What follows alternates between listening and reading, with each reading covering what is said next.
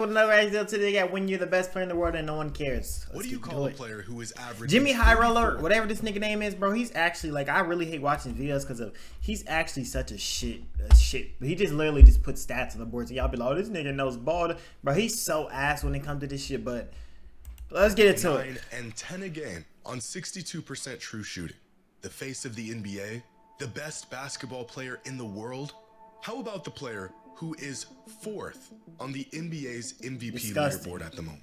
10 years ago, these numbers would have had a player in conversations as the greatest basketball player ever, let alone the MVP for a season. But now this stat line hardly even earns you a shot to become the league's most valuable player. Lately, I've been paying close attention to how the MVP race is playing out this season, and it's going about how you would expect. The season started out with Jokic, favorite Giannis, coming off a very controversial decision last season. Then Joel Embiid morphed into a basketball god for 2 months and buried all hopes of anyone else winning the award. And then he got hurt, and Jokic jumped back out in front and has held the top spot ever since, with currently SGA in 2nd and Giannis in 3rd. But as I was going over the timeline of the race this season, one thing jumped out at me.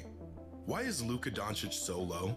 I'm going back and looking at some of his performances and his numbers from this season. It's disgusting. Yep, they're still And I've been saying this from the beginning of the season. Luka should have been #1 all season. There wasn't like no part of the season where a nigga was better than Luka, and it's disgusting.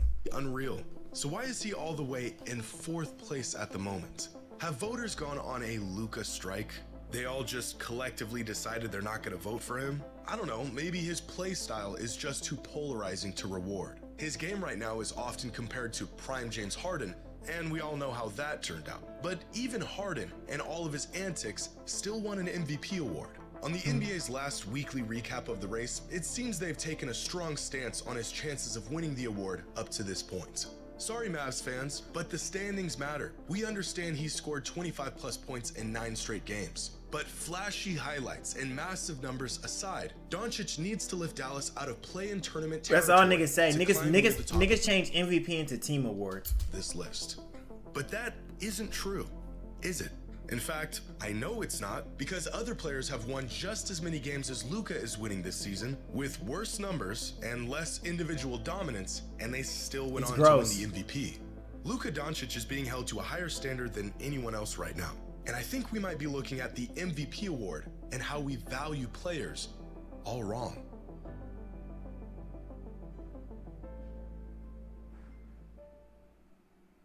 Today's video is sponsored by DraftKings. Customers DraftKings, shoot me a sponsor. Leapfrog.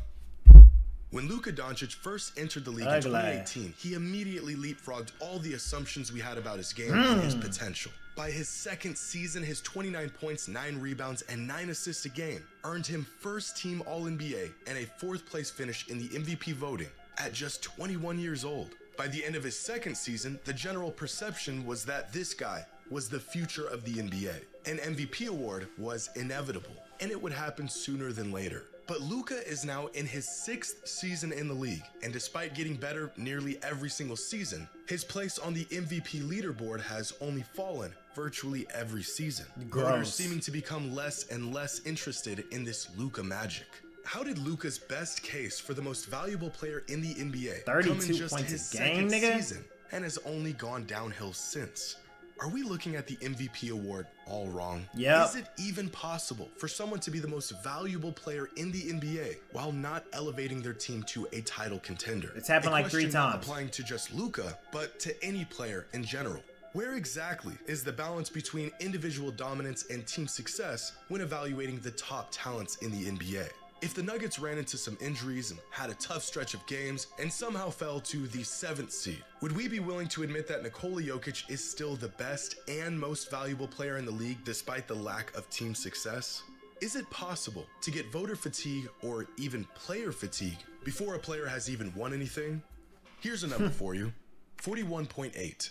This is the number you get if you combine the average points, rebounds, and assists per game of every MVP winner over the last 30 years.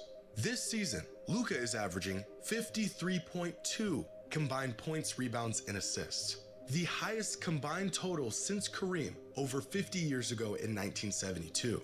And putting up numbers like this usually results in winning games and winning an MVP.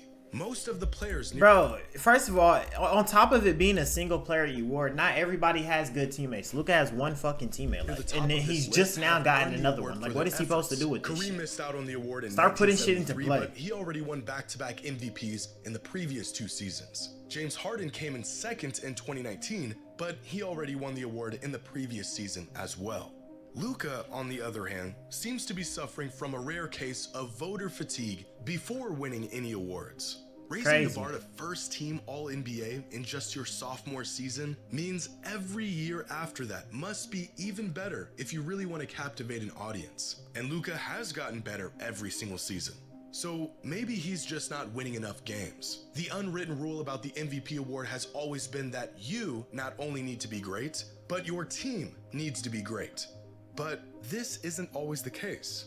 In fact, recently, it's hardly the case, and voters have not shied away from rewarding exceptional seasons, even if it didn't result in overall team success. In 1987, after just over 2 seasons in the league, Michael Jordan finished second in MVP voting ahead of generational talents and vets of the 80s, despite closing the season with a record. Letting a nigga average 37 points per game is gross. And I said the same with Luka. Just letting a nigga sit here and average 32 points a game is crazy. Like, 500 and finishing the season on a stretch of 15 losses in 23 games. He was young, he was unproven, and yet voters were still so enamored by his individual dominance that they just looked past the lack of team success. One argument you can make for this season is the fact that it happened nearly 40 years ago in a league where numbers like this were unheard of. But a similar case of crazy numbers and individual performance outweighing overall team performance just happened again a couple seasons ago.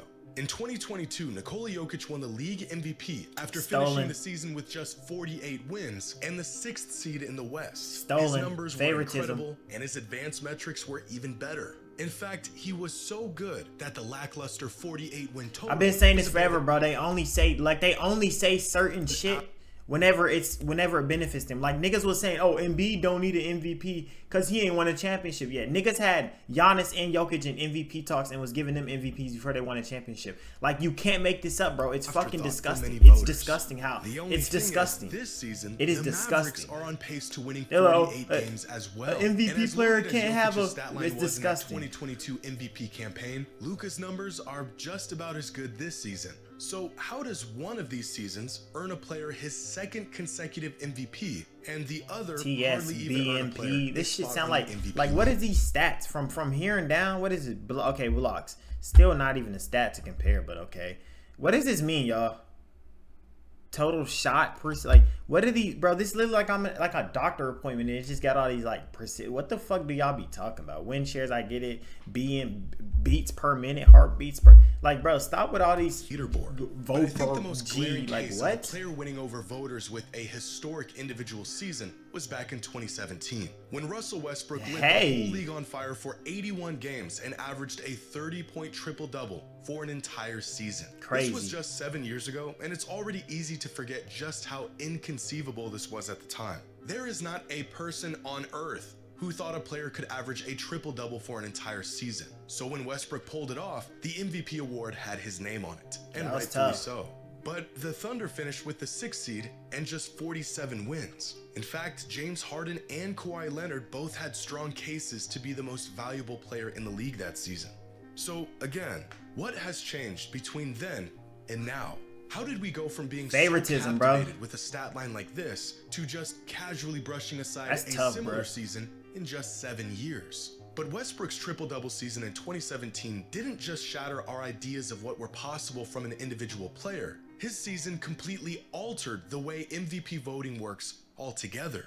Up until Westbrook's 2017 season, the MVP award was virtually the best player on the best team award. If your team wasn't the 1st seed or on occasion the 2nd seed going into the playoffs, your chances of winning the award were almost non-existent. From 1988 to 2016, 23 of 29 regular season MVPs went to players who led their team to the best record in their conference. 5 of the 29 MVPs went to players who earned the 2nd seed, and only 1 went to a player who didn't lead their team to a top 2 seed. But with Westbrook's MVP in 2017, voters of the award and fans in general almost recalibrated the way they approached the discussion of who the most valuable player in the league can be and what is required of them. Because 4 of the last 7 MVPs finished the season with the 3rd seed or lower. This season, Jokic is favored to win the award, and the Nuggets are on pace to finishing the season. Alright, we back. Once in 37 seasons, and required the best player of all time to put up the best individual season of his career, is about to happen for the 5th time in just 8 years. It's almost as if overnight. Hey, I'm not gonna cap that Westbrook season. That shit was crazy. 30 triple doubles. That's what makes disgusting. a player the most valuable. 10 years ago, an NBA fan posted this on Reddit, and reading it is almost like jumping into a time machine and traveling into the past. He goes on to list the last 30 MVP winners and the seed they earned going into the playoffs, recognizing the correlation between winning the most games and winning the MVP. And he posted this with a note at the end that tells you everything you need to know about how the award worked. Just and this 10 years look, ago. and this is no disrespect to you, Jimmy High Roller, but this is why I hate your videos, bro. Like, bro, you not. Like, you on some Einstein shit, bro. I don't even know what the fuck you directed me to. And I'm not reading this 2-paragraph shit down here, bro. Hopefully stop making unlikely MVP like, predictions. No, Anthony Davis is not going to lead the Pelicans to the 5th seed and win MVP. And the comments on this thread are just as insightful as the post itself. So is it really an MVP award? In theory, yes, but maybe it's more of a best player on the best team. Bro, the thing with this debate, with this MVP/record shit, bro, we have not even, nigga, every literal fucking person has been saying, oh, is it, like, bro, the fucking award is literal. I don't even know why this be a debate, honestly. The award is called MVP, Most Valuable Player. There's no way around it. Change the fucking name if y'all wanted to mean something different. I've been saying this for the past years, like, I don't give a fuck what it means, honestly. Like, if a nigga dead ass is literally the best player in the league, if Jalen, put it like this, if it like Wembanyama, bro, Wembanyama, I would be like, because if I've been hearing people talk about he shouldn't win DPOY because he on a blasey team, like, bitch, he's still the best defender in the fucking league. It's not a team award. Like, you know, y'all get what I'm fucking saying? I don't give a fuck if Wemby were to win DPOY on the 11th win seed Spurs. I dead ass wouldn't, because if that's what he is, the defensive fucking player of the team. All this shit y'all be talking about, these team awards, tell them niggas to go win a championship. The Celtics and these niggas and the Nuggets, that's they award, the team shit, championships. Fuck do y'all want single-handed awards handed to niggas because they got better records? That don't make sense, and I really hate that narrative, bro. I really hate the narrative. I would not give a fuck if Jalen Green won MVP because he was on, like, if Jalen Green been doing what he been doing the past week since he had his little baby all season, I'd be like, I don't give a fuck if the Rockets 10 seed. He the best player in the NBA. No way around it. Y'all get what I'm saying? Like, let's stop with this team shit. It's annoying. Superstars get top seeds, and this fan is right. Or at least he was. Like, and it's the thing with it, like, so and even though it gives me most valuable player, as in, like, take that nigga off the team, is that team gonna win? It's like, bro, look at Luka's fucking team. He got Kyrie. Kyrie has been hurt for some games. Put that into play. Also, Kyrie been hurt some games, and when they're not, and then even with it not him being hurt, 2 niggas can't beat a whole fucking league, bro. We make simple as that. For other players, I don't care. Continue to do so, but we hold Luka to such a strict standard. Facts. If the Mavs went on a nice stretch of wins to close out the season and finish with, let's say, 53 wins instead of 48, which they could, with the 4th seed instead of the 6th, would that really help Luka's case? The Mavs could have an easy schedule to close out the season. Kyrie could go on a tear. The team could get into a rhythm and earn a higher seed, and Luka could be playing at the same level he did all season. Facts. But since they're winning more games, none of which had anything to do with Luka playing better, he would... Jimmy, you done finally said some shit that matters. ...miraculously have a better case for the MVP. I know this is how it works. This is the nature of this award. But it's still a bit odd that there is so much weight put into some factors when considering who the most valuable player in the league is. And the season Luka is having in particular is shining a massive light on this irrational way of going about this. Is Jason Tatum more valuable than Luka this season? No. You could make the argument. Well, the fuck? If we put it like valuable as in like for their team, I would genuinely say the most valuable player for their team probably would be Giannis, Jokic, still Luka, Shea without the, I mean, but then again, like if it's like, depending on how you put it, because of them niggas is the roots to their team. I'm not saying if you take them niggas off their team is still gonna win. but they are the roots of their team. Like, Jokic playing does make him a root and a valuable player. But if you take Jokic off the fucking Nuggets, they still gonna make the playoffs. You know what I'm saying? Sure like take Luka off the fucking Mavs. Are they scraping 5 wins? And yet, Luka has been more valuable this season. That's not even a comparison right there. Every single metric other than win totals. Jason Tatum has missed 5 games this season, and in those games, the Celtics have outscored their opponents by 77 points. This season, Luka has missed 8 games, and in those games, the Mavericks have been outscored by 47 points. Disgusting. When Jason Tatum isn't on the court, then again, you got to put into play, like, the times Luka was out, Kyrie was out. It's a lot of shit that go into the shit. That's why we just got to use our fucking brains and stop looking at stats. Like, please, I beg y'all all day long. Points per 100 possessions this season. When Luka isn't on the court, the Mavericks are minus 2.8 points per 100 possessions this season. When Tatum isn't on the court, the Celtics are still really good. When Luka isn't on the court, the Mavericks are terrible. To look at how many wins when he's on the fucking court, the driving factor for the MVP race neglects how teams even got those wins and how much the best player on that team is contributing to those wins. Now, this season might actually be a case of the league getting a whole lot better, or maybe just the stats getting better, rather than voters and fans appreciating. I feel like points and all this shit they keep going up, bro. It's badass defense. I'm gonna be straight up. Luka's a great scorer. He would do it in every era, yes, but still, this just be some badass defense, bro. Like, if you watch the games, bro, and it's not even just towards Luka, it's towards everybody. Just badass defense. It's like people are brain dead, and then it's like just bad defense. I don't know how to explain it. Players than they did in the past. Niggas just suck. The threshold for what it takes to make, let's say, an All-NBA team, earn the label of superstar, and win the league's MVP has been raised so high that a player could have a one-of-one, unprecedented season and not even get a mention as one of the league's best players. Tyrese fucking Halliburton. The beginning of the season, Tyrese Halliburton was the best player in the league. Yes, he did go through injuries. It happens. You feel me? But beforehand, they still had that nigga at like 4 and 7 and shit. Like, stop dick eating these niggas. Like, bro, it's disgusting how bad they dick ride Giannis and Jokic, bro. 13 rebounds and 8 assists a game right now.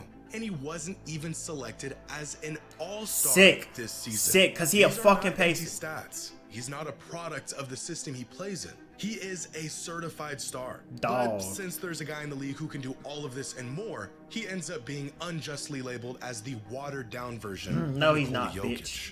It feels a bit surreal that we live in a time where a player like Luka Doncic exists. Hey. With numbers like these, and the MVP award isn't already boxed up and on the way to his house as we speak. And this realization is less about Luka and more about the big picture of the league right now. It's hard for me to wrap my mind around how much things have changed, and even harder to grasp how quickly they have changed. How can he be this good and still be trailing behind multiple other players? If it wasn't for Embiid getting hurt, Luka could very well not even be within the top 5 on the MVP leaderboard, while averaging nearly a 34-point triple-double and being on pace for 48 wins. Which begs the question, what would a player in Luka's position need to do to win the MVP?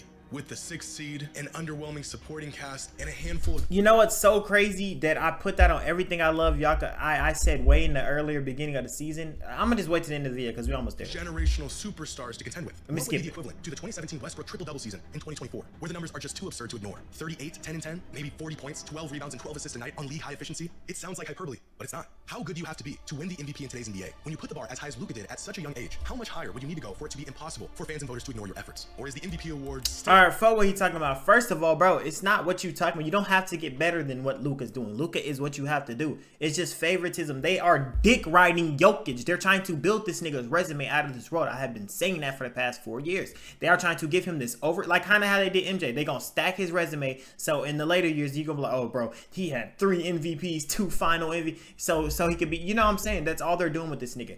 When the season starts, it'll be like 1 game that'll happen, bro. 3, it'll be like a week into the season. Say a week into the season.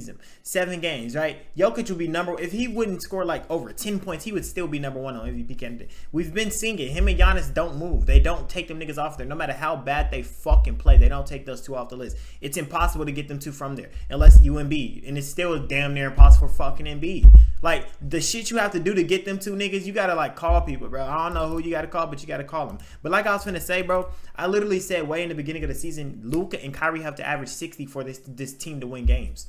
I literally said that. I literally Just said the Luka best and Kyrie are player gonna on have to the play best team the of all. greatest fucking shit ever to get they like to make it work over here. And look what they have to do. You feel me?